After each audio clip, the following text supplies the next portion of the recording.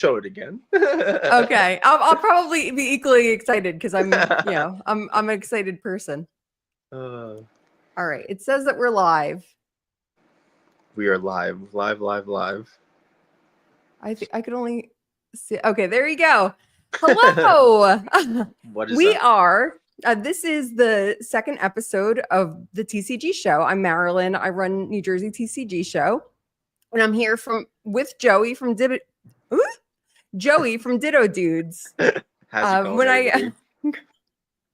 I met Joey a little over a year ago, he vended at one of our shows, and the thing about Joey is that when he was one of the first POV vendors that I've ever met. I didn't even know what he was doing. I didn't know he was filming.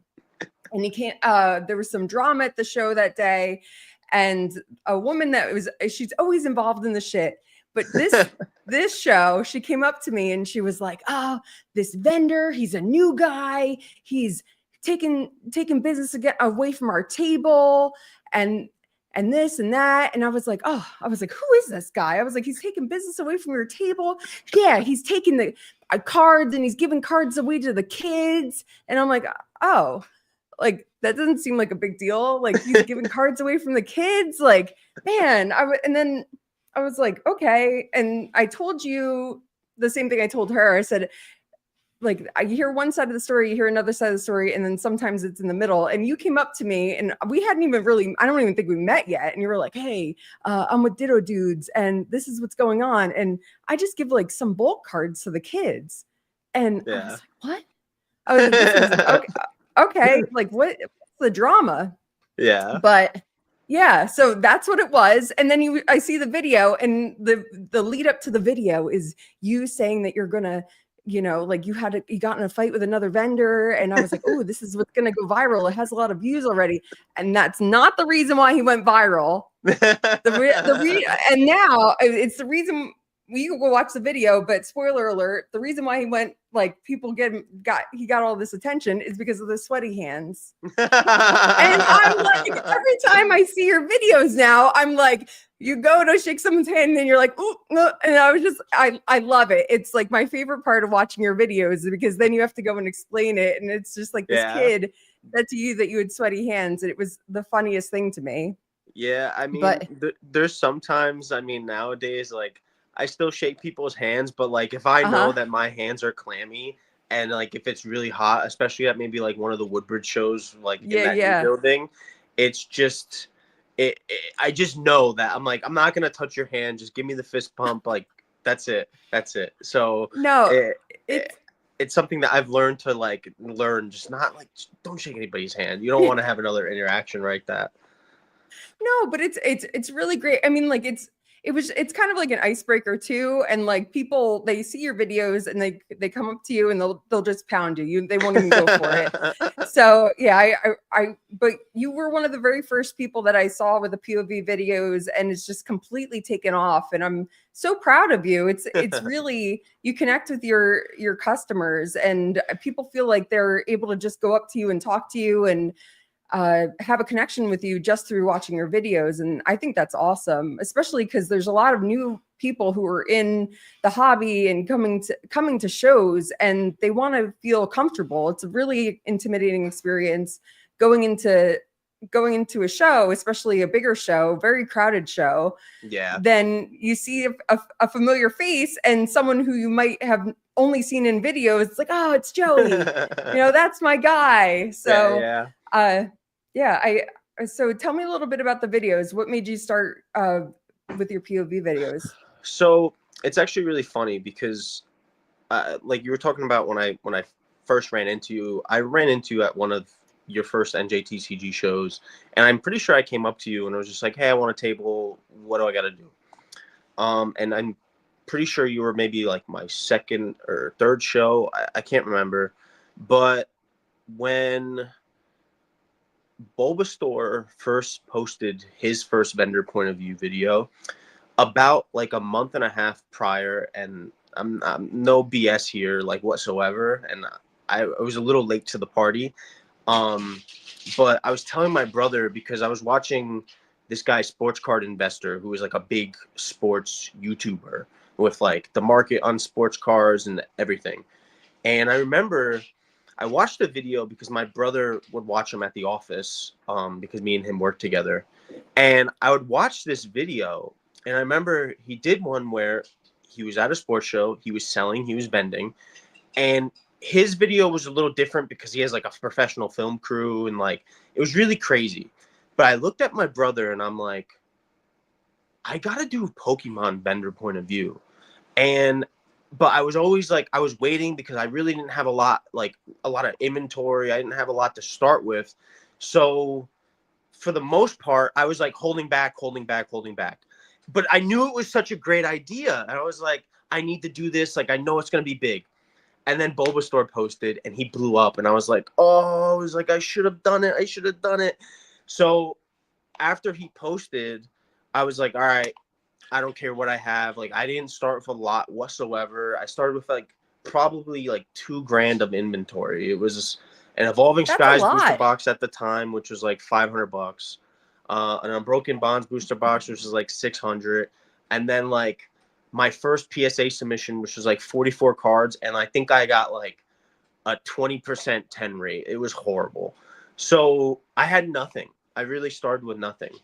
And the reason why I just got involved was because I was like, all right, like if I can maybe just try to get my name out there and build a brand, like maybe people will come up and say what's up to me, and that will create business, you know.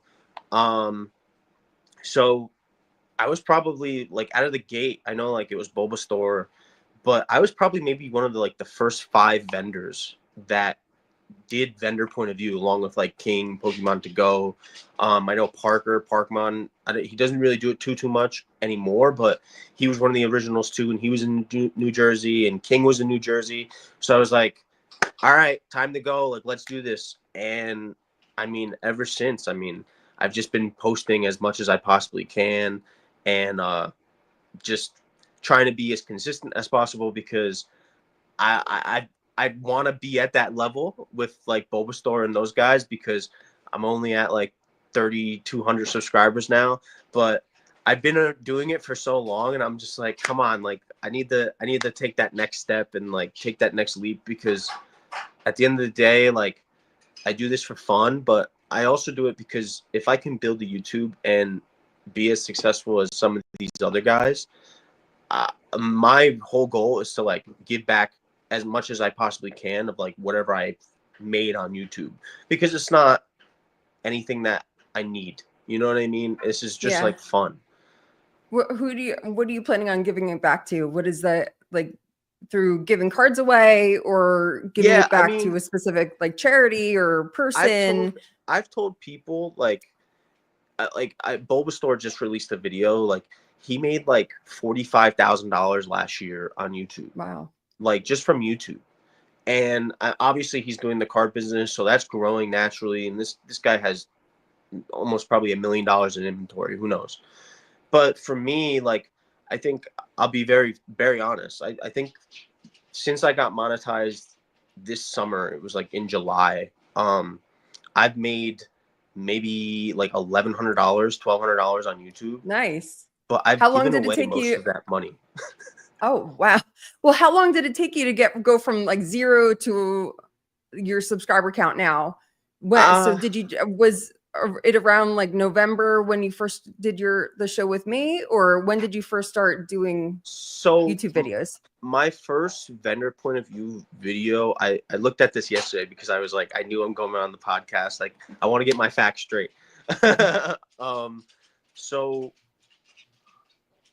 yesterday I looked and my first vendor point of view video came out like the second week of March in 2024. Oh, So I had my first video. My first video, I think it was so poorly edited. I like my camera died. I didn't even have all the footage. Like I missed like the biggest deal that we did that day. And it got like 7K views, and I was like, what? I was like, this is awesome. I was like, all right, got to do the next one. I bought a different camera setup, everything. And I just was like, all right, like I got to keep going. I got to keep going. Like, let me just keep on pumping out these videos. Like, let's get better with editing. And I just hit the ground running. You know what I mean? And it's kind of all that all that I wanted to do was just, let's make content. As much as it's a pain in the butt to make it, like, let's just make content. You think that you're editing way more than you're pricing cards, and you think that the editing takes more time than any possible thing that you're doing? Oh, absolutely. I mean, it. I don't know if I don't know if it's because I'm just not good with technology, but like, I feel now like when I'm editing, I feel like I'm pretty efficient, but it takes me probably.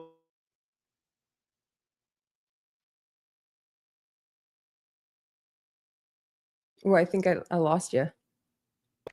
Somebody's trying to call me. At Oh, least okay. at least like 8 hours. For a Because 10-hour block of time, or how long? well, I kind of dabble when I can, because like I said, this is just for fun. Like, this is just, it's a part-time thing. So for me, it's like, if I can edit in the morning, I'll try to edit in the morning. If I can edit when I get home and after I eat dinner and make dinner, I'll edit at night. If I can stay up late at night one night, I'll stay up late and I'll edit. But it's really just sitting down and editing for as much as I can, whether it be an hour, 2 hours. Sometimes if I know that I fell behind on a video, and if I don't have a show, or I'll miss a show, just to sit down all day and edit the entire video, just to Wow, get a video out. that's exactly what I was just going to ask you. Do you feel like the demands for the videos are higher than the demands to go to shows and to create the content? Do you feel like do you think that So you would benefit from getting an editor, or do you think that this is just something that you want to continue to do by yourself? so it's kind of hard, because I know that like eventually I would maybe want to pay an editor if my YouTube keeps on growing, and just have to focus on nothing but shows. Um, but for me, like, my videos are a little different than a lot of other vendor point of view videos. And it's always been the case for me where, when I was watching Bulbasaur and I was watching all these other guys, like, a lot of the other videos are just, oh, we sold Poncho $3,000. Oh, we sold this $2,000. Oh, 100. For me, it was more so I wanted to show the community, and I wanted to show the conversations that I'm having with the vendors that I'm set up with that are next to me, and the patrons that are walking around. Um, because I like to have fun, and it's not just all about the deals. It's all about like Big laughs, building the relationships. right? Yeah, it's all about building relationships and having a good time. Like, I know like a lot of these guys are, this is their business, and like they want it to be their full time, and they want to make as much money as possible. But at the end of the day, it's never been about the money. It's just, I was having fun. I was going to shows. It was like I was back into the hobby, and I was enjoying myself, and I was like, this is something that I can do where I can make a little change, but like, I want to also give stuff back. And like, I just want to have that social connection with people, because I work with my brother on a day-to-day basis, and I come from like a customer service background. So I don't get that anymore. And I just want to talk to people, like, and Yeah. everyone's sharing the same passion. We're all nerds. We're all collecting Pokemon cards. Like, this is just fun. So how are you giving back? You'd mentioned earlier when we were talking that you've made money on YouTube, and you're monetized now, and you've given all that money back. How are you giving the money back? Well, I mean, so for the most part, like, I every so after 1,000 subscribers, I did a giveaway. I did some, like, I think I did some sealed product. I think it was like a Scarlet and Violet booster box, which was like $90. It wasn't crazy, because I literally just got monetized. I didn't even make any money yet, because you don't start making money until you hit 1,000 subscribers. And after that 1,000 subscribers, then it's per view count, and then ads, and so on and so forth. So hit like 1,000, but then even before I hit like my next 2,000, like hit 2,000, I was giving stuff away on YouTube all the time, like, just to gauge followers, and to just be like, hey, like, I want to get back to the community. And then of course I'm giving away stuff at shows all the time. Like, I give away singles sometimes to kids that are not just bulk. I give away some slabs to kids that aren't just cheap like slabs. Like, I literally just posted, I gave away like a PSA 10 Altaria in Wow. Houston. It's like a $40 slab. But Yeah. all that stuff kind of adds up. And then my last biggest giveaway was I gave away 2 like PSA 9s that maybe were like, I don't know, $80. And then I gave away a Fusion Strike booster box, which was like, now it's almost at like $500. Yeah. So did you know who you gave it to, or it was a viewer, I announced the or giveaway was it winner, just handed to someone? Well, no. So for that, I ran that once I hit 3K subs on YouTube. And I announced that giveaway winner. The only person that hasn't responded to me is the person that got the 2 PSA 9s. So hopefully they reach out so I can get those out to them.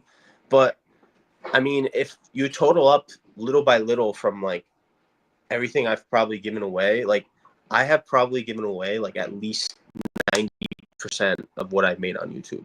And like my goal is like if I'm at the point of like Bulbasaur level where if I make $45,000 on YouTube, and that's not my full-time thing, it's just me doing it, enjoying it, and then I'm making that money. I want to be able to just take a $300 slab out of my case, a kid likes it, and go, here you go, take it. Like, not just try to give away for like on YouTube, like do giveaways. No, I just want to literally just be able to be like, oh, a kid's looking at a card, you know, parents like, no, it's too expensive, and I just go, you know what, take it and just give it to a kid. Like, I think that would be really, really special. And I know, like, definitely, it's like a core memory. Remember the time that we met Joey from Ditto Dudes, and I liked that card, and the kid will hold on to that card hopefully forever. That actually is one of the questions that we have that Kid Card Collector asked. Since you give so many cards away for kids, does it hurt your margins? I mean, to be honest, I don't even think about the margins. So the way that I kind of run everything is I like to buy in up to like 80% if I try to buy something, right? I know there's people out there that are buying a little more than 80%, 85, 90. And I tell people, I'm just like, I'm not going to do that, because if I do that, I know I don't really have much wiggle room to even give somebody a good deal. So for the most part, it's like I like to stay from like 70 to 80, trade at 80%. But I'm not keeping track of anything. Like, I am not keeping track of numbers. I just know that if I'm into a card for 75% or 80%, and as long as that card doesn't dip down really low, or if it skyrockets, obviously it benefits me. But for the most part, like, I'm not really thinking about it. And I'm sure I've lost on cards. Like, there's some cards that I remember, like, oh, I bought this at 100 and now it's 75. And I'm just like, all right, like, I probably lost there, or maybe I broke even. But like, I'm not thinking about what I'm giving away into cutting into my margins. I don't care. I really just. Well, that's great. I mean, like, it's awesome that you're not depending on this to be your primary source of income right now. But in the future, who knows? You might be able to sustain your whole life on YouTube and throughout. Maybe card. Is that something is that a goal for yours, or you think that you'll always keep this as a hobby or a side hustle? So, I mean, for the most part right now, it's a side hustle, because I'm not at that point yet on YouTube where I can maybe consider doing it as a full-time thing. Because to do it full-time, like Bulbasaur, like I said, he's at like, I think he's at like 87,000 subscribers, like way past me, like one of the biggest in the space. I don't see how it can't happen to you. Of course it could happen to you. I mean, like, I'm sure he was sitting at 3,000 subs one day, and he was thinking maybe one day he'll have 80,000 subs. Yeah, no, he took off. I mean, like, for me, like right now, it's just, I look at it as just like a little side hustle and like a part-time thing. If somehow, some way it does grow to that point and I can make it a full-time thing, then when it gets to that, I'll consider it. But for now, this is just strictly fun. Like, I love going to shows. Like, one of the biggest telltale signs that I truly enjoy doing something is I am not a morning person, right? I hate mornings. Like, And I'm sure you've seen it on videos. I'm sure people watch. I've seen like, it in real life. Where's my coffee? Where's my coffee? Where's my coffee? I'm dying. Like, I don't feel right. Like, I'm just not myself.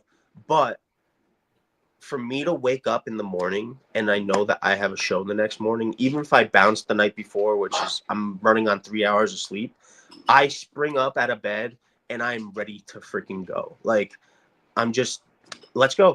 Card show today. Like, I'm excited. Like, there brings an excitement and joy to me where it's fun. Like, it's just fun. Like, I don't need to do it full time, and if I ever did, I would. But for the most part, I mean, I would only want to continue doing this if this is strictly fun. Like, I know right now with the market getting crazy, it's kind of insane, and a lot of people are panicking because they can't even get pre-orders on like the new release that happened today. And if it ever got to a point where it's just not fun for me anymore, then maybe I step away. But who knows? Like, if my YouTube grows to a point, maybe I'll do more content. Maybe I'll do stuff like PokeRev or Cool Trainer Ryan, where they just do new set pack openings. Or eventually I want to do pack openings on my YouTube and like go live stream and then just put them in my Shopify and just open packs with people and, you know, try to pull them some good stuff and just do that. But what was your first? Oh, I'm sorry. No, you're good. Go ahead. No, you go ahead. Go ahead. I can. We both can yap. I know. So We're yappers. We're yappers. So, what was your very first show that you went to, and at what point did you say, "Okay, I could do this"? Was it seeing the vendor POVs, or was it? Did you go to which came first? Did you go to a show, or did you get inspired to see it from YouTube? At first, I was walking shows. I walked Morris County Card Show a couple times because I'm up in North Jersey and that's pretty close. I worked Morris County. I walked Woodbridge a couple times. I think I walked your show like at least once. And I was walking with friends, and I was walking with Pete. I was walking with my brother sometimes. I was walking with other people. And it was just like, okay, like Pokemon is like alive and well, and like I didn't really like know like what to expect. And after I started collecting and I bought a couple of boxes and I made a couple of deals, I bought stuff stupidly on Whatnot sometimes. I've overpaid or whatever. Eventually, like after I saw that vendor point of view video from Bulbasaur and I had the idea in my head that at first, after his video, I was just like hit the ground running, and my first show was Morris County Card Show. It was like 25 minutes from my house.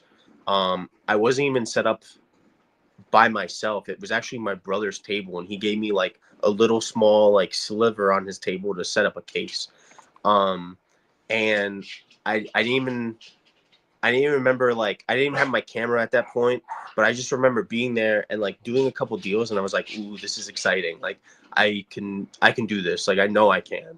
So then next thing you know, I did Morris County again for the first time, like by myself. I was with Pete, and I had the camera, and it was all clicking. It was all like this. Like it was weird at first because I'm trying to just focus on making deals, but then I'm also realizing, oh, I have a camera that I have to show. Like if we're gonna do this the right way, I need to show the deal going on. So after like the first couple shows, it kind of was just all like, it just was clicking. Like it just all came to me, and it was just like second nature. It was like, oh, I'm doing a deal. Let me show the camera, and like let's get the content.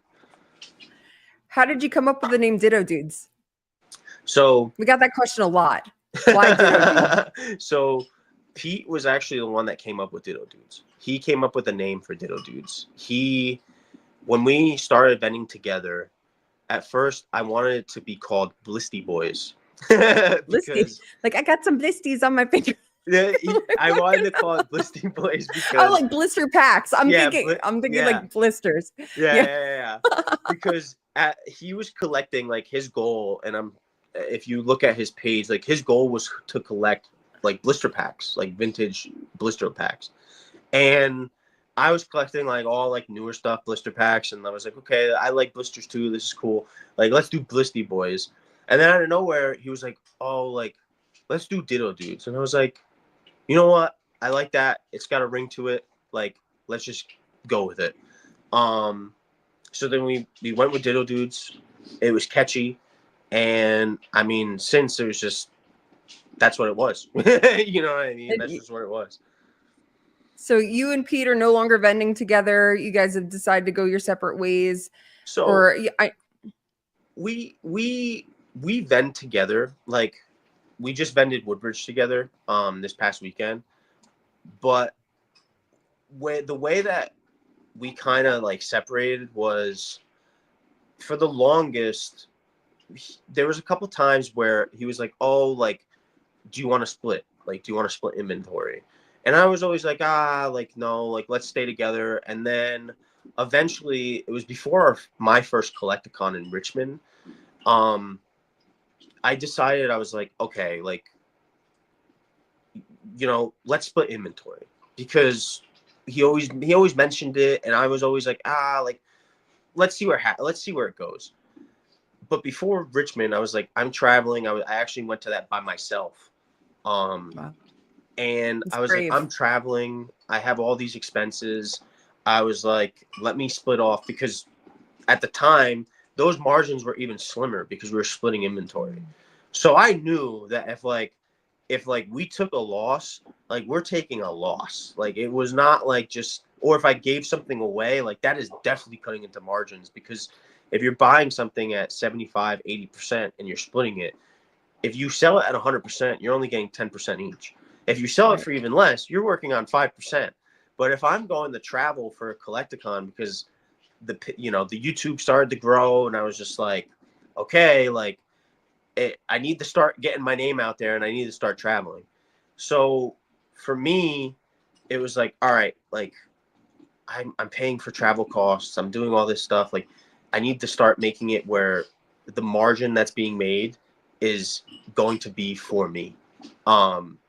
And that's the way it kind of went. And then we were kind of vetting together. He wasn't really the happiest about it. But then we kind of settled things with, through talking and some communication.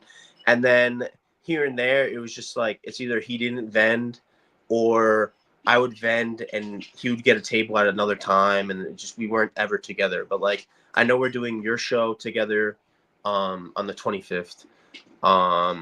And like, I want to vend with him because I love Pete. Like, Pete's like a brother to me. He's a pain in the butt sometimes, but like, I love vending with him, and I love vending with people that I know and I can have like really cool conversations with, because at the end of the day, like I said, it's just fun. Someone who's starting out right away, do you think that they should start with a partner, or you think that's something that they should venture off on their own? Is that something that, I mean, it kind of depends. I think at the start, the reason why I started vending with Pete is because when I brought up the whole vendor point of view video to him, like, I knew that I was going to be the one that was taking care of the YouTube. And I was like, I edited everything that I've ever put up on YouTube. So at the time I was like, okay, like, let me vend with Pete, because I think it'll be fun. Like, I think we can split things. Maybe we'll grow faster.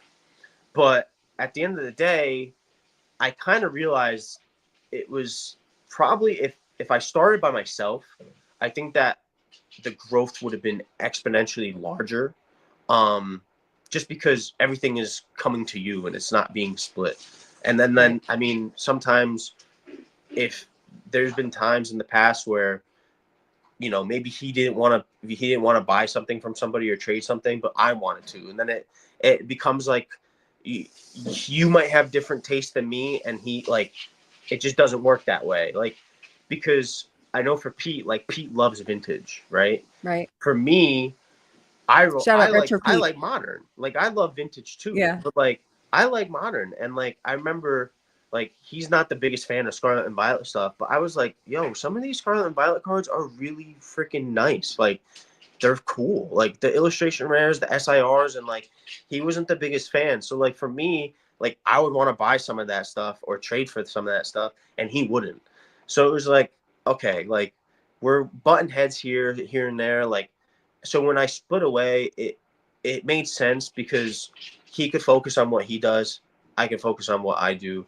I know that he wanted to get into his own content, and he's doing that. I've been butting his head all the time because he's done vendor point of view videos and he hasn't uploaded yet. And I'm like, dude, get Yeah, on I'm the waiting YouTube. for I'm waiting for these videos. I see him at every show with the camera. I haven't seen any of his videos yet.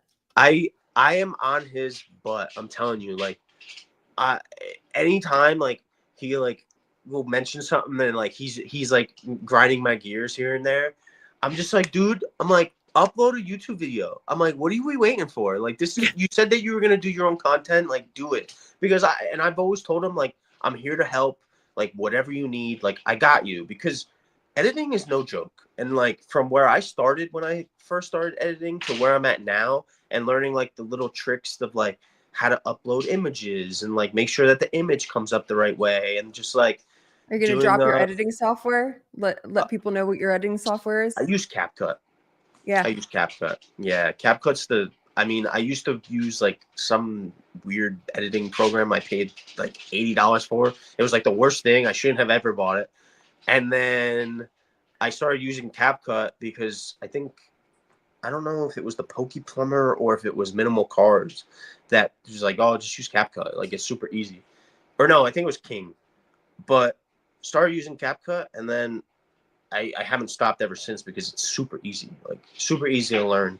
Very simple. Like, very user-friendly. So if anyone that is out there that is trying to do vendor point of view videos or buyer point of view or pack openings or whatever, CapCut app and CapCut on the computer, fantastic.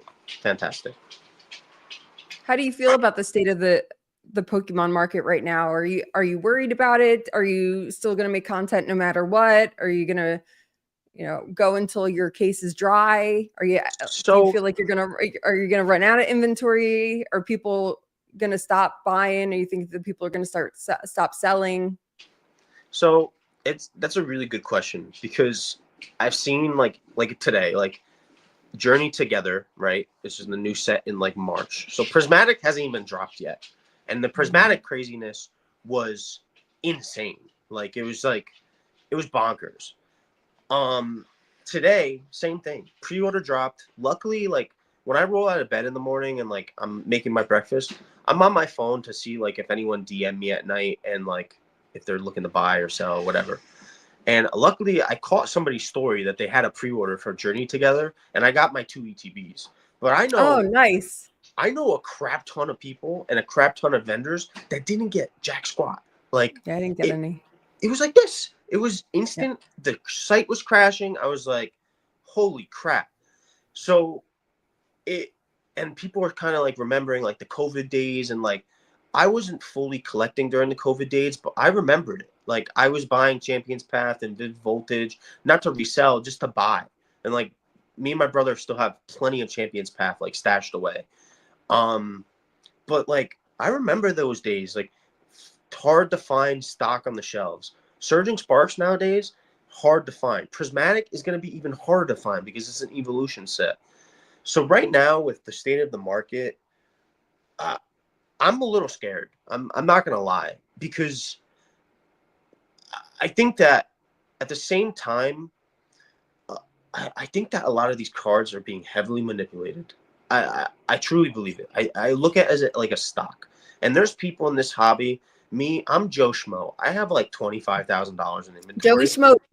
Yeah, like Yeah. I'm a nobody. Like with a lot of these people that have, I mean, millions of dollars, hundreds of thousands of dollars, and there's people behind the scenes that don't post. Trust me, I know it. Like I see it, and I don't know if it's like being controlled, like they're like puppet masters and they're just pulling the strings of like what they want to do with a card, because when one of the biggest giveaways for me is like I know that demand is there for it, but like the Moonbryon 10, right?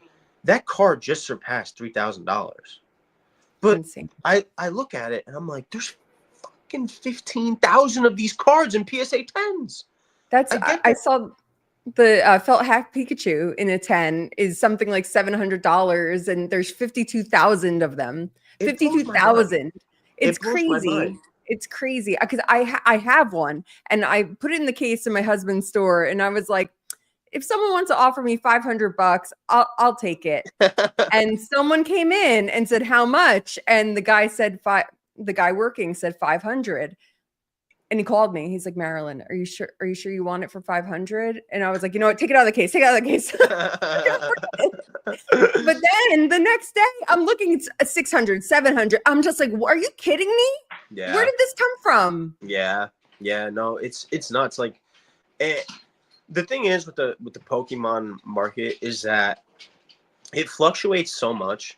So like, for the most part, like, I'm not really keeping up with it. Like, the only time I really check prices of like my inventory is literally like a day or two before the show, and I like go through just to like check my prices. Sometimes I'll go to a show and I won't check my prices, and then You're somebody not will come scared? over to me. I mean, like I said, it's all Yeah. fun. Like Yeah, let's say right. this is the way that I look at it, right? Let's say I buy a card and I put a $200 sticker on it. So I buy that card at 75%. I don't know that math off the top of my head. I'm not a wizard. But let's say I buy that card, market value at $200. I paid 75%. And then I sell it at 200 sticker. No problem. But I find out that, hey, that card's $275. Technically, I still made money. Am I an idiot for not rechecking my prices? Yes. But I still made money because I sold it at my 200 sticker point, and that's what it was at the time. And there's a couple times that people have gotten me, you know, there's some people out there that are nice enough to say something. And then there's some times where people have taken advantage, and it is what it is. Like, it's just part of like the lack of care that I have for the market. I don't really, I'm not stressing it. Like, I went into this, like, I started with like around $2,000 in inventory. Like I said at the beginning, like I had a couple booster boxes. I had like really shitty slabs. I didn't have anything. And my whole idea of this was I'm just going to snowball. And people have asked me, like, what does that mean? When a snowball is at the top of the hill and you make it with your fist, and if it's on a mountain and it's a mountain of snow, and you just let it go, it just continues to grow. And it'll just continue to pick up snow along the way, and it'll just grow, grow, grow, grow, grow. That was my whole idea with this Pokemon business. It was just, this is what I have to start with. Let's see where it goes. Because if I started to get my personal finance involved, it would stress me out. Like, it would just, I wouldn't be able to like sleep at night. I'd have to worry about the market. You know what I mean? But for me, since I really don't have any worry about it, like, and there's no stress, I work with people more. I can try to give somebody a better deal. I don't really think about the market and like what's going on. It's just, it's easy. It's like dirt off my shoulder. Like, okay, whatever. Like, I'm just having fun.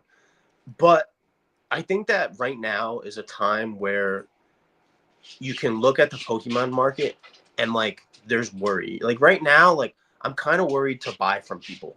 Like, because I know that everything's peaking. The Moonbreon is peaking. The Giratina from Lost Origins peaking. The Gengar from Fusion Strike is peaking. All these things are peaking. So everyone thought they were peaking 3 weeks ago, 4 weeks ago. I know. And it just keeps on going up. And I know. So how are you going to source inventory if you're not buying things that are possibly going up? For the most part, like, I would stay away from what's peaking. Like, there's certain things right now, like alt arts, that are like just going crazy. Like, it's just insane. Like, if somebody brought me an alt art today at like, I turned down alt arts on Instagram. Like, people have brought me alt art 10s, and I'm just like, no, I don't want to try it, because as much as it boomed, and yeah, it might keep on going up like just a little bit, it could take it like that. It drops like. And it's the way that it happened in the past. Like, when the Moonbreon hit like $1,500, which was the high at that time, when it hit $1,500, it was back down to like $1,100 in like no time. and now it's 3,000. Like this card used to be $1,100. When is that card gonna drop? Like I don't know. So I don't want to get involved. You know, Yeah. I don't want. I mean, like honestly, with the EV set coming out, I don't know if it will. People are like they're itching for the EVs. We have an EV binder in the store now. Every single day, every single person that comes in, you have an EV binder? Pick. Everyone is.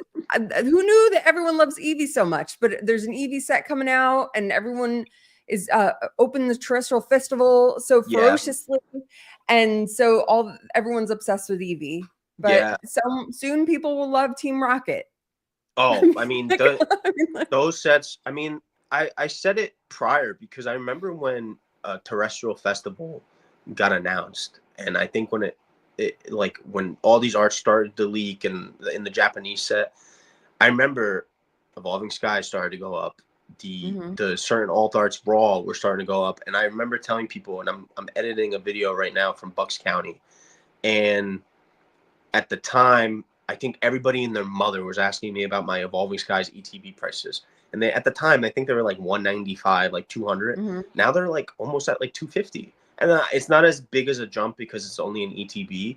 But like, I'm pretty sure at the time, like the booster box was only like $800. And now it's like almost like 1,100. Like, it's crazy.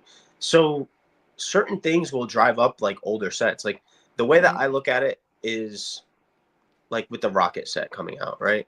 My speculation is all the old stuff from Team Rocket, like the vintage stuff, I see that getting a bump because all this new stuff Rocket set comes out.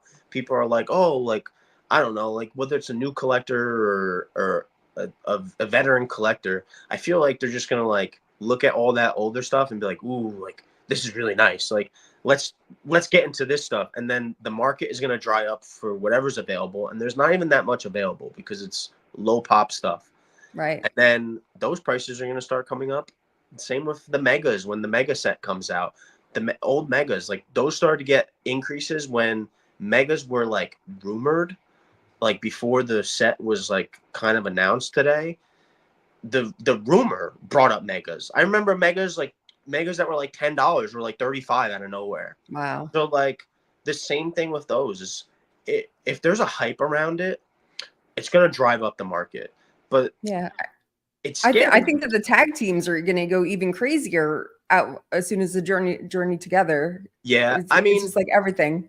The tag teams, see, the biggest thing that confuses me the most, and I know that people love the alt arts. Like, don't get me wrong. Like, they're beautiful arts. Like, I love them. How can you not? But those sets were printed to oblivion. Like, Team Up and Sun and Moon sets were not printed like Sword and Shield was during COVID and after COVID. There's a reason why, like, I know, like, you should have Pokeplumber one day on the podcast. He's coming, already booked. There's a reason why those boxes, like certain Sun and Moon boxes, were so freaking cheap. Like Team Up at one point, like during Sword and Shield, was pretty cheap, and now that box is like about to eclipse almost like $5,000. You know what I mean? But when you look at the cards and you look at like the main chase, like the Latios, the Gengar Mimikyu, the Magikarp Wailord, all of those in PSA 10s are like relatively either like at most like $1,200 pop, like in a PSA 10 or lower.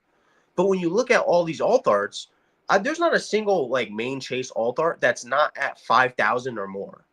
You know what I mean? Yeah. So like, I look at those and I'm like, these can really grow because there's not that many of them. So once they're off the market, they're gone. But like, so are you recommending everyone buy alt arts or start? I would say like if somebody was gonna buy something today, like me, like I'm staying away from alt arts personally. I'm not touching them with a 10-foot pole. Am I selling everything? Obviously, I'm consistently selling. But like if I was gonna buy anything right now, I would buy sealed because you can't go wrong with sealed because sealed just like appreciates in time. Like I just got delivered a Battle Styles booster box case off of the Pokemon Center because somehow it's still available. And that chase card is a Tyranitar and it's the first alt Mm. art of Sword and Shield. So you couldn't go wrong. I was like, that's still available. Let me get it, because as soon as it's gone, just like everything else, Silver Tempest, Astral Radiance, Brilliant Stars, all these booster boxes jump up. So if you're gonna hold something for an investment purpose, you go buy sealed. Don't even worry about it. Throw it in the closet, and maybe if you get some appreciation within like the first year and you want to get rid of it and you want to cash out, cash out. But like right now, I would stay away from alt arts. I would really start looking in like certain like Scarlet and Violet sets that are like cheap. Either buy the sealed, buy the singles, because history repeats itself, right? So Scarlet and Violet is being slept on consistently. There's a lot of cards in Scarlet and Violet that are criminally undervalued, right? Same thing happened in Sword and Shield. There were Sword and Shield cards that were criminally undervalued, and they shot up. Right now, I think they're a little too high. But like those same cards from Scarlet and Violet that are criminally undervalued are gonna see an increase. So whether it's for investment purposes or just to get the card to have in your own collection, buy it now. Because as soon as these sets get a little older and the prints aren't there, like Paldea is not really that easy to find anymore. That Magikarp, crazy. Some of the other cards, like the illustration rares, are starting to creep up too. If you want a card from Scarlet and Violet, buy it. I know like the hysteria is going crazy. Everyone's like, oh, Sword and Shield is booming, and oh my God, all these things are booming. Just look away, because Right. the hysteria is there, but like eventually those things settle, just like how they did at first. Like when the Gengar and the VMAX PSA 10, I think like the peak was like $650 for like the longest. It was What is it there. now? You know? What was it? What? Oh.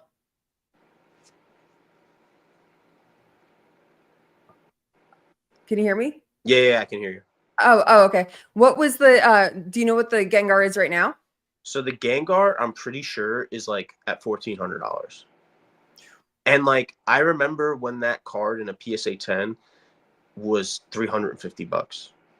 Like, so there's just certain times and price points that like you should feel comfortable buying. You know what I mean? Like, don't miss out. Like if a certain card right now from Scarlet and Violet is like, let's say a chase card, like look at like the Greninja, right? The Greninja right now in a PSA 10 is like $700, but it's been that way for like the longest. The Bubble Mew is at like 750, but Yeah. like that card at one point was like $400, like $350. So buy at a price point that like you feel comfortable with if you really enjoy the card. But like these peaks that happen, and it's clear as day, like these peaks that happen, like people shouldn't be getting involved in the peaks, because the peaks, it's great, and if you want that card, and I guess if you're okay paying $1,300, $1,400 for a Gengar VMAX, fine, not my money. But like I think that there's times where collectors can get into these cards for a lot cheaper, and there's something else that's distracting them. You know what I mean? Like Right. right now, alt arts from Sword and Shield and Sword and Shield in general is distracting people from Scarlet and Violet hits, because everyone's sleeping on Scarlet and Violet, but you shouldn't, because the arts are probably even better, because there's more illustration rares and more special illustration rares than any alt art set, and it's cheap.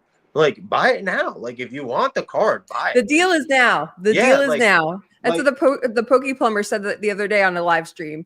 He said, "Don't wait for a better deal, because the deal is now." this card. Oh, we're This going to talk card. about our favorite cards. See, this card, I bought this for $50, and I just Mhm. love this card. I was like, Me $50. too. It's not gonna get any cheaper. It's one Like of my favorites. same thing. Same thing with Right this. now, I think it's like $50. It dipped down for like a week because It, I'm watching it. but it takes time. Like certain cards take time to go up. When I when I first bought this card, this mouse hold, right? Oh, yeah. I love this card just because it's cute. I like all the mice. I love how like they're all just hanging out in Uh-huh. a little field and mushrooms on their heads, everything. So I Yeah. bought this card, I think, for like $70, right? But Uh-huh. Scarlet and Violet is incredibly hard to grade. I looked at the other day, just like random. I don't know why I looked it up, or like I saw somebody post it on Instagram. This card is like $250. Oh my gosh. I bought it for $70 when it was low because I just enjoyed it. But like Right.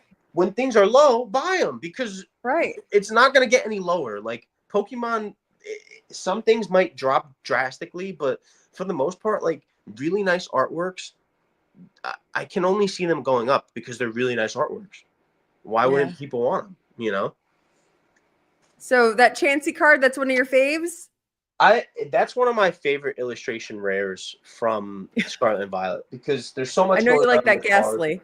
Ghastly. I mean, the Ghastlies, that's my favorite. But the Chansey card is so nice. It's got the Snorlax, it's got the Blissey, Bellsprout, Psyduck. There's a Ditto in that card too. Like, it's a That's what I'm really nice saying. card. I call it Chansey Goes to Nursing School. And you're a nurse, And right? yeah, and I have I have a whole story in my head about it. But as soon as Jigglypuff was always my favorite Pokemon, but as soon as I heard that that Chansey was a nurse, I was locked in.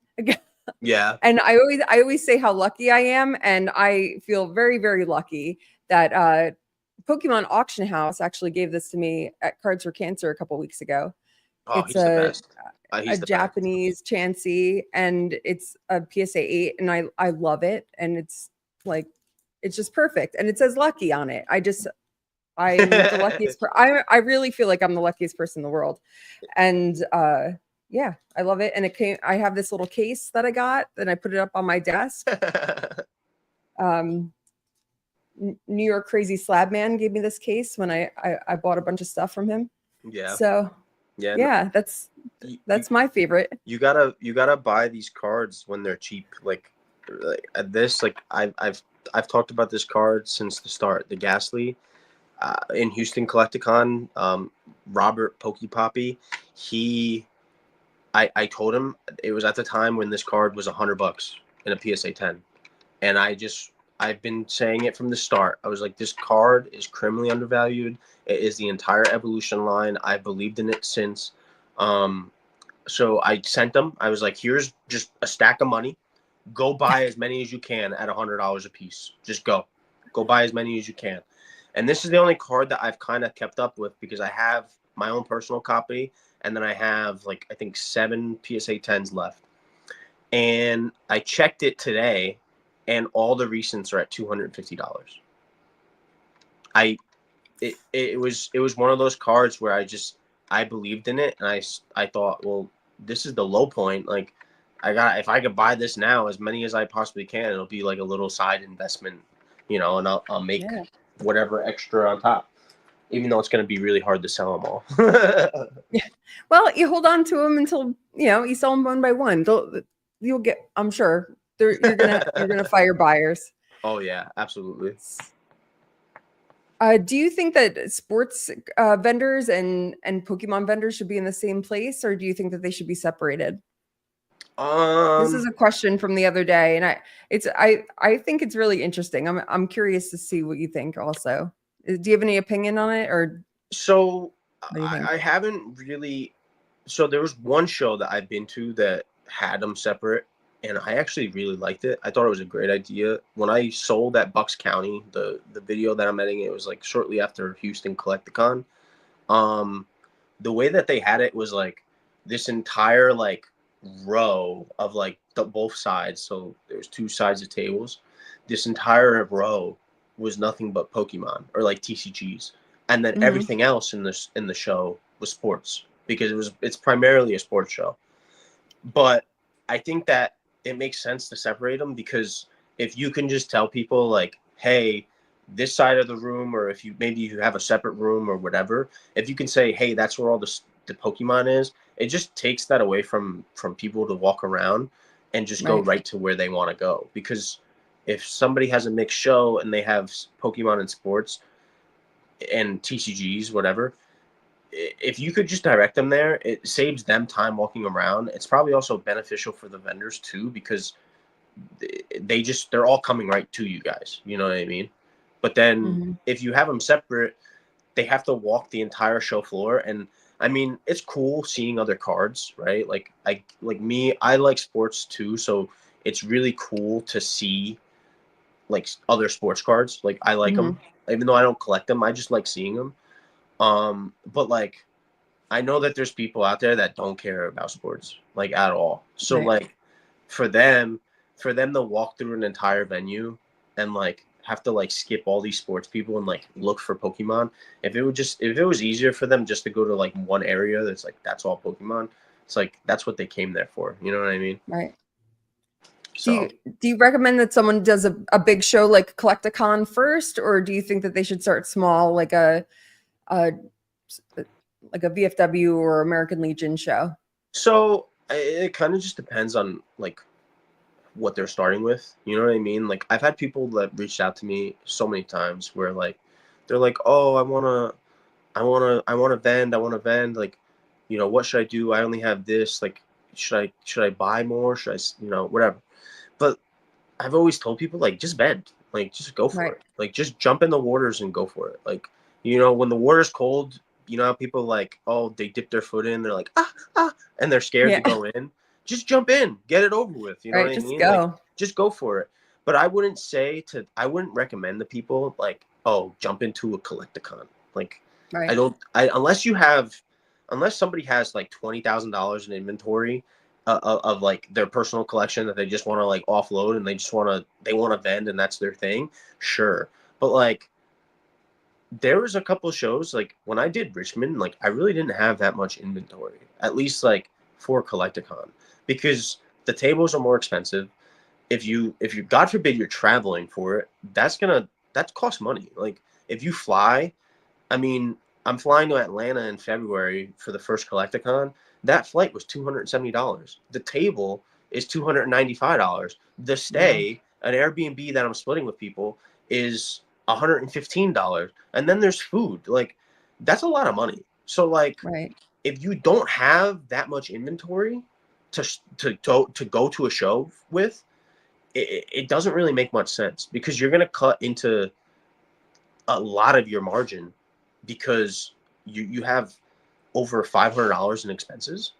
But like if you do a local show, and if you do like a Collector's Paradise or yours NJ TCG Mhm. or Woodbridge, like you're only paying for the table and gas to get there. Like Right. and most of these shows, like you can do incredibly well. Like I've done really well at your shows. I've done really well at Woodbridge shows. I've done really well at a lot of these shows because the foot traffic is there. You guys throw on a good show. So, and like people like, I know people like to like talk down on local shows. Oh, they're not good enough. Like the foot traffic isn't there. But like that's how I built to where I am. Is just I was always doing a local show like once a week, sometimes twice a week if there was two shows. Maybe I would miss a week, but like I wouldn't be where I am if it wasn't for local shows. Like I know Right. people like to like talk down on them sometimes because it's Who not are they? on. Tell me who they are. Listen, there's some people in the hobby, I won't say names, that just have so much money in inventory that like it doesn't make sense for them because at the end of the day, there's only like a local show is only going to bring in so many Right. collectors, You and don't like have like not, people with huge deep pockets that are going to go and spend $20,000 at a local show. Like if someone's yeah, not walking in the door with that much it's cash. it's just it yeah, that's just not the way it is. Like for me, like as much as I'm trying to stay away now from like lower end cards, right? Like I'm really trying to stay with like cards that are $50 or above in value. But like when I first started, I was wheeling and dealing those $10 cards. You know what I mean? Like that's just the way that you have to start. But like I know for me, now that I'm going to these collecticons, like I plan on going to a good amount of collecticons this year and traveling for them. So for me, it would make sense for me to like, and you only have limited space on one table. You have a 6 foot table. So you could fit like 3 display cases. Right. It makes sense for me to only have stuff that is 50 and above because if I have really cheap singles taking up a lot of area, I'm not making much money on those singles. So higher end is nice, but like not everybody can afford high end. Like I don't even Mhm. buy high end for myself. Like Right. my favorite card in my collection is a PSA 9 Gengar from Phantom That's a cool Forces. Gengar. It's one of my favorites, but like my Gengars, I collect them in PSA 9s. I don't need 10s. Like, the value, I don't need it to be. I collect it for the card itself. But, Yeah. like, that card in a 10 is like $2,500. Why am I going to have a $2,500 card? Like, I don't Right. care. It's just, I We want it gotta for the art, flex. you Carry know? around your case. But even then, I'll show it off I'll because it's coin just. flip before it. What's the coin Which flip? is yeah, right. Which do you he's a gambler, guys. Yeah. So Ready what to the coin flip versus the trade up challenge, do you have a preference or go. which okay, Coin what are your flip. what are your feelings on each one? How do you feel about a trade up challenge? So trade up challenges, I've done. Trust me, I've done a handful of them. Um, but sometimes it's just trade up challenges are a little awkward. Because it's just uh, like a lot of the times, like these kids really don't have anything like good. I'm not Mhm. trying to sound like a dick or anything, No, I mean, like, I but think that it's important to bring that to light. yeah, People that are watching this or might not know that you're doing this, you're not doing this just because for no reason. You're doing it yeah, to make a little money. You're doing it for the hobby. You're not doing it just to entertain children. I mean, yeah, like, I'm not putting them down at all. I mean, everyone has to start somewhere, but I also, I think that just bringing to light that every other child that comes up to your table that's doing a trade up challenge, maybe like what would be a suggestion or I mean, do you have any I for think that? I think that it's valid to do a trade up challenge, but like at the same time too, like I also feel bad because some of these kids have a card that they might have bought from somebody to start a trade up challenge, and like Hmm. uh, don't get me wrong, and I'm never gonna say names about this, but like a lot of vendors at these shows are really overpriced. Like I, Mm. I've I've experienced it from walking around like at Woodbridge a couple times, where I wasn't vending. Like I took the day off to edit, and I went to like I had a meetup on Instagram or whatever, and I walked around, and it's like I know the prices in my head, right? And just to like reinforce my thought, I'm like, oh my god, like he's like $50 over market, like that's Oh crazy. my gosh. That And do you think that they price that high so they can negotiate down, or you think that they just yeah, that's a that's classic like, oh, I'm gonna get market on this because I'm higher and they will yeah. negotiate down. But and I started kind of like that, and 95% of the time, I would say even more, it doesn't work. It Uh, doesn't work. Like because why is somebody even gonna entertain you? Like for me, like there might be a new collector that doesn't know, sure, but mhm. like for me, like why am I even going to entertain you if you're over market? Like I have to Right. now talk you down to market, and then if I want to get a decent deal, I have to then talk you down off of the market. Like, Right. but we're already starting $50 over, so that's Right. impossible. Right. Right. But like for some kids, like I've had kids that have brought me trade up challenges, and like they'll hand me a card. Literally same thing, Bucks County. This kid came over and he was trying to trade me a card, and he's like, "Oh, it's like $50." And I looked it up. I altered it, looked at the sales, and I'm like, it's $30 card, like all day. Ugh. Like I literally showed. I'm like, here, it's $30. I was like, what did you pay for it? And they bought it at that show for $50. And I was just Did like, you know the vendor? no, I don't. I didn't know who it was. I didn't ask, but I. But that's the thing. Like, so now he's coming to me to try to trade something, and I'm like, you think that you have $50, but you really only have 30, just because you Mm. paid it. But like, there's people that don't really know card value and stuff like that. So like when they try to trade up, it's kind of hard for me where I'm just like, they might think they have something more, but they don't. And then I Right. have to tell them that. And then now it's like if it's something that I don't even want to take in because I don't think it will sell, then I just feel bad. So I Right. mean, It's like double. there's been times where people have done like the kid will come up to me for a trade up challenge. I'm like, here, just take this. Like, here's a Right. $20 card, Yeah. take it, and then put it towards your trade up and like get it from somebody else. And then I would educate him too. I'm like, listen, use TCG Player for Raw. Have your dad, or if you have a phone, use Alt for slabs. Like, don't go into it blindly because Yeah. unfortunately, and like it's just part of the hobby. And I've got when I was when I was walking around first doing shows, just getting back into the hobby, I overpaid for so many freaking things, and it pisses me off because it's just not right. You know what I mean? Right. Like, and that's why for the most part, when I price my stuff, I price everything at market. I just if the slab is at a $200 average for the last 5 sales, I price it at $200. If a card is on TCG Player for $49 on TCG, I price it at 50, and then even then, Right. people will try to nickel and dime me, and I'm like, Yeah. I just rounded up. Sorry, like, don't shoot the messenger. You know what I mean? Like, it's just I'm just trying to do something. But, yeah. Right.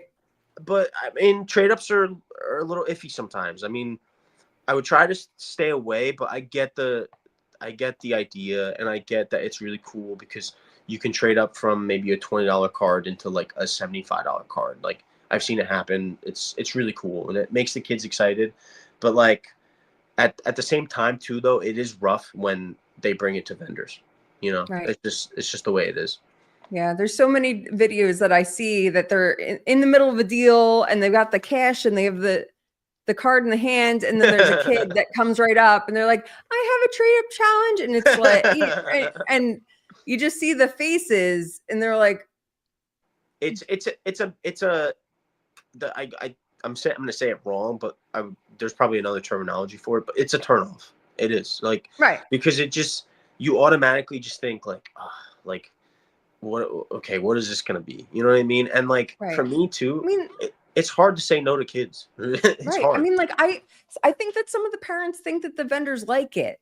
And I think that maybe they need to know that because I've even seen the parents go up to the vendors and say, "Oh, they want to do a trade up challenge." It's like, all right, Yeah, we can move on from this. We don't want to bash these kids, but yeah.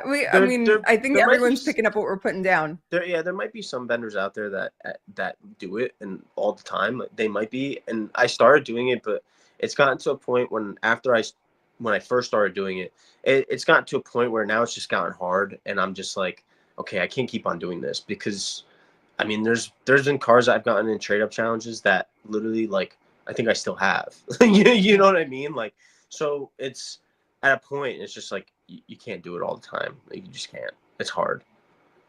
Would it be helpful at a show if there was a sign that said we don't accept trade up challenges, or I this mean, is because we don't want to? I mean, I don't want to like push people away, but it might be it might be just something. You could, but at the same time, I mean, you just gotta let them. You gotta let them learn too, though. You know, like, you kind of get out of here, kid. Yeah, it's that, but it's also just like, you have to just tell, like, a kid has to learn, like, not everything is just gonna be handed to them. You know what I mean? Like, I probably put a bad example out there for kids because, like, I'm handing out a PSA 10, or I'm handing out like, so go to you and then go to Jersey Drip. Yeah, right? yeah. I see in the chat, Jersey Drip. Comments. Yeah, Jersey Drip loves trade up challenges. Yeah, like, I probably create a bad example that way, and like maybe kids might expect that too much. You know what I mean? Right. But for me, like, I love to do no matter what, and not everyone's gonna do that. And I've actually told kids before, and I've told parents, like, if like a kid is new to a show, I'm like, listen, don't expect every vendor to do this. So I was like, right. It's not gonna happen. Like, they're just gonna find you every time. Yeah, I mean, sure, why not? Like, it's cool. Like, I hand out the bulk all the time, like the vintage bulk. I think it's cool. Like, even at your last show, your big show, a subscriber actually dropped off 3 Paldean collection boxes just to give away at your show. So you'll see that eventually once I get to that video. But like, gotta pump out the New Jersey TCG Show content. Let's go. Yeah, I'm there. I'm like, I have this show and another one, and then I think it's that show. So I'm getting there. But like, in that show, there was a little kid and his parents. It was their first show ever, and it was after I met them. The guy came, dropped off the boxes, like, just give them away, and I was like, okay, sure. And then they were walking past, and I'm like, wait, this is your first show, right? And then I just, here, take it. Premium collection box. They opened it right in front of me. It was really, really cool. But I literally told them, I'm pretty sure I warned them afterwards. I'm like, listen, it's your first show. This isn't going to happen every show. Like, right. I love when people say it's their first show. It just makes me so happy, because especially because I know what I'm providing. Like, I know that the vendors that I work with, they're all awesome, and they're going to take care of the people. And it's a welcoming environment where people are going to come in and they're going to find exactly what they need. It might not be at the first person, but they're going to keep on going, and then they're going to eventually find the vendor that they want to work with. And that I love that. Yeah. Sometimes the first shows, I mean, that's when I'm like, I try to make it really special for them. And like, I'm like, okay, here's a card, here's a sticker. Like, if there's something that I can give away that's like cheaper, then I'll give that away. You know what I mean? Like, it's really cool. Like, you want them to feel welcomed, so then they keep on coming back. Because that's like the biggest thing with me giving away stuff. It's like, when I give stuff away to kids, it's truly to just try to build the hobby and to have them interested and to like remember those moments. Because when I used to go to like card shows when I was a kid, and I did sports with my dad, we used to go to the Garfield card show at the Boys and Girls Club, and there was a couple of times where like a random vendor would just be like, "Oh, here's a pack of cards," and me as a kid, I was like, "This is awesome," and that's what kept me in the collecting hobby. You know what I mean? Because it's moments like those that like you cling on to and you remember. Right. You know, and eventually, I mean, that's the same thing with what I'm trying to do. Is just hopefully these kids are excited. They love the card show. That brightens up their day, and they just want to keep on coming back. You know what I mean? I hope so. I mean, I hope you keep on giving them these experiences. They keep on coming back. I mean, not just my show, that all the shows, because it's a snowball, right? Like they love it. They tell their friends, and everyone keeps coming. We've ran over on our time, so I want to. I also our yappers. So I wanted to just one piece of advice that you would give someone who is brand new. It's brand new to vending. Yes, brand new to vending. I would say, and I know we yapped for so long. I would say my word of advice to anybody that's starting is don't put too much of your personal finance into it. If you're vending, start somewhere and then just go for it. Because I see it. There's certain vendors that I know you could tell that they definitely have like personal finance involved, and they stress out and they liquidate stuff because they need cash. And for me, I'm not like that, because I'm like I said, this is just a part-time thing, a snowball thing. Like, I'm not stressing it whatsoever, and I can enjoy myself. And I think that people will truly enjoy the show if they don't get their personal finance like involved by starting out vending. Like, I think that anybody can do it. I think that as long as you're sociable, you can talk to people. If you're fair, you know, I would always say, I've told people, like, please just stick around market. Please, it's gonna work. It's gonna help you out. Like, I know it might not be that $20 bump that other people are trying to do to get market, but like, if you're at market, people are gonna come back. Like, I know people that come to your show or other shows, and people come to me because I'm the most reasonable price vendor probably at the shows, along with King and Anakin and everybody else that I'm with in my group. Like, they come to us because they know that they're getting a good, and whether they're going to pay the market price or if they ask for a little off, they're going to get a good deal. So I think that like anybody can do it. Start somewhere. Don't go crazy. Don't get too don't just throw money at it, because the best way to grow it is just consistency.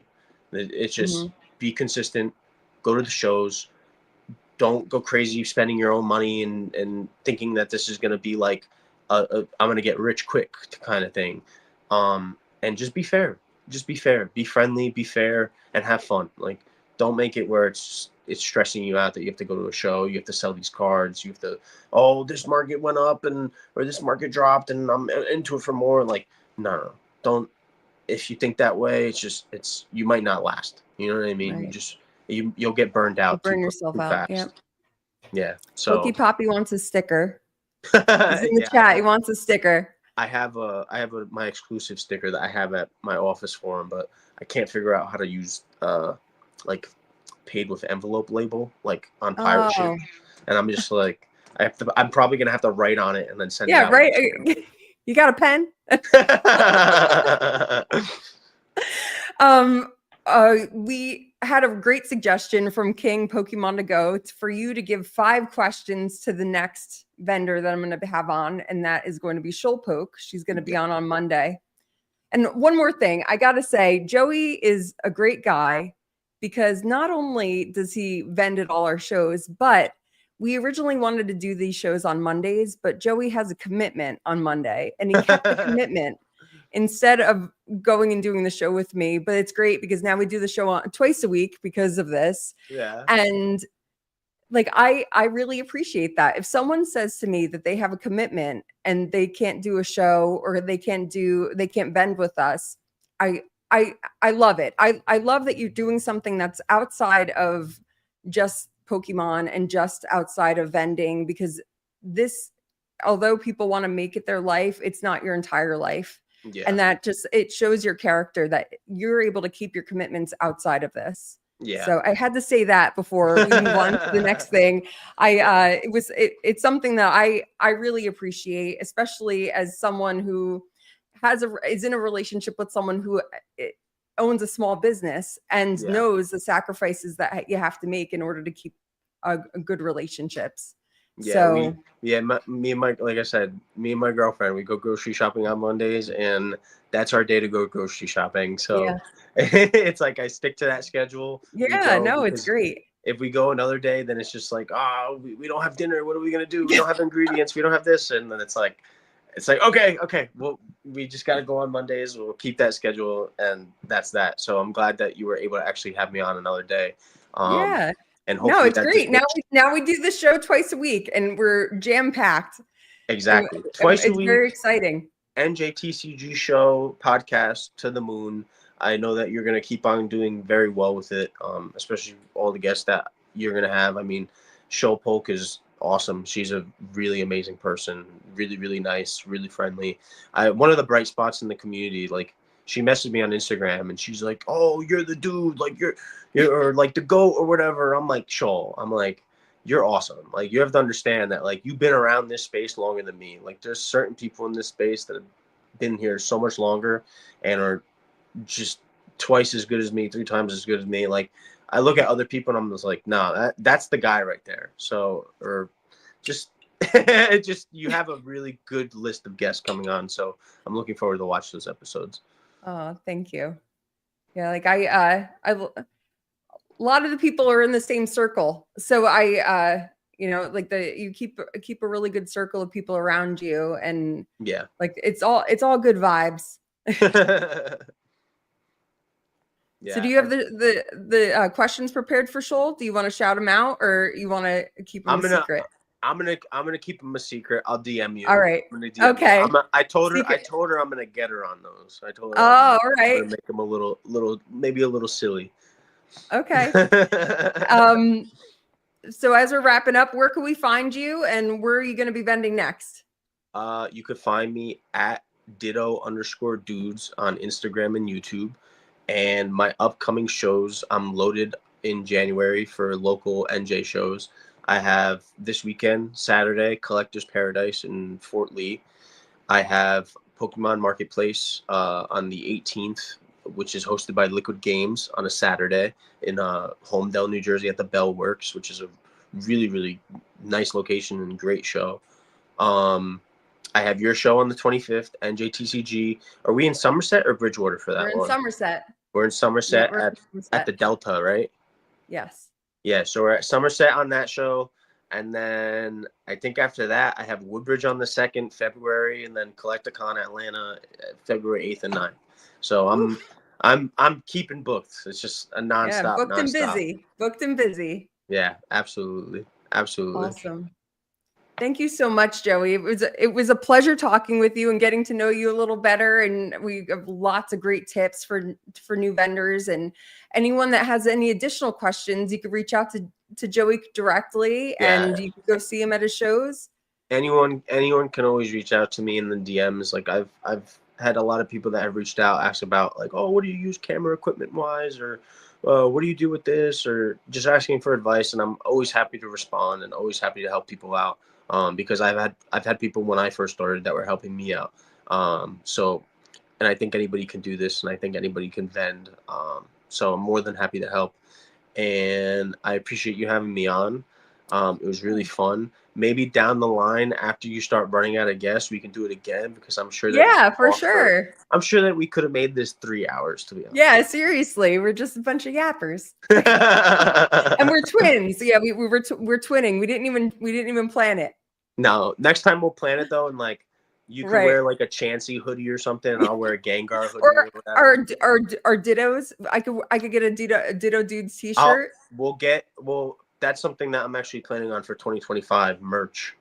I'm Hello, planning on some merch. So once I get my designer to really work out what my concept is gonna be, I will end up doing merch, and then we'll definitely get you a shirt.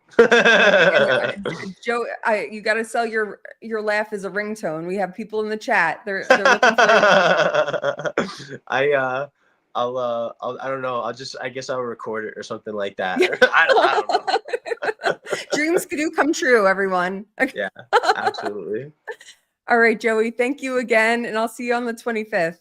Yeah, I'll see you then. And also, just one last thing. Collector's Paradise, anybody that is watching, please show up. It's a first-time show. It is hosted by really two great people in the space. I mean, they've been in the hobby for a long time. I'm pretty sure pre-COVID. And they really care. They really want to put on another really great show. And they're just, I know they're going to kill it. So please come out and support. It's going to be an awesome one. All right. Yeah. Shout out Collector's Paradise. We love them. We love those vendors. They're again, first show. They worked really hard at it. It's going to be in a beautiful location, great location. So if you could make it out to Fort Lee this weekend, please do. NJ TCG on the 25th. Yeah. NJ TCG Show, of course, is on January 25th. Follow us on social media on Instagram, and then you'll find out more info, and follow Ditto Dudes. Yeah, sweet. Thanks so much. All right. Thank you. All right. I'll talk to you. All right. Bye. It's like, what do you do? Okay. All right. Bye. Bye. Did it?